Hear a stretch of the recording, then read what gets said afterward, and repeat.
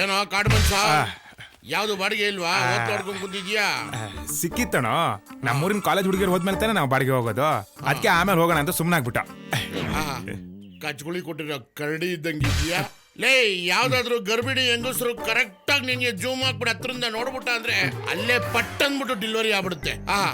ನಿಮ್ಮ ಅಪ್ಪ ಇನ್ನೊಂದ್ ಸ್ವಲ್ಪ ಬೆಳ್ಳು ಉಡ್ಸ್ಬಿಟ್ಟಿದ್ರೆ ಊರಾಳ್ ಮಾಡ್ಬಿಡ್ತಾ ಇದ್ದೆ. ನನ್ ಮಗನೇ ಉಗಾಂಡ. ಇವಾಗೇನಣ್ಣ, ಅರ್ಧ ಊರ್ ಹಾಳು ಮಾಡಿದೀನಿ, ಇನ್ನು ಅರ್ಧ ಉಳ್ದದೆ ಅಷ್ಟೇ. ನಿನ್ ಮನೆ ಹಾಳು ಮಾಡೋದು ಸಂಜೀವ ಅವನೇ. ಅದಿರ್ಲಿ, ನಮ್ಮ ಹುಡುಗಿ ಆಫೀಸ್ಗೆ ಹೋದ್ಲೇನಪ್ಪ? ಓ, 45 ವರ್ಷದವಳು ಹುಡುಗಿ. ಚೌಟ್ರಿಲಿ ಪಾತ್ರೆ ಪಗಡೆ ತೊಳೆಯೋಳು ಆಫೀಸ್ಗೆ. ನೀನ್ ಬರೋದ್ ಲೇಟ್ ಆಯ್ತು ಅಂತ ರಾಮ ಹಾಕೊಂಡೋದ. ನಮ್ಮ ಹುಡುಗಿ ಬಗ್ಗೆ ಏನಾದ್ರೂ ಹೆಚ್ಚು ಕಡಿಮೆ ಮಾತಾಡ್ತು ಅಂತ ಹೇಳಿದ್ರೆ ಅಟೆಂಡೆನ್ಸ್ ಹೇಳ್ಬಿಡ್ತೀನಿ.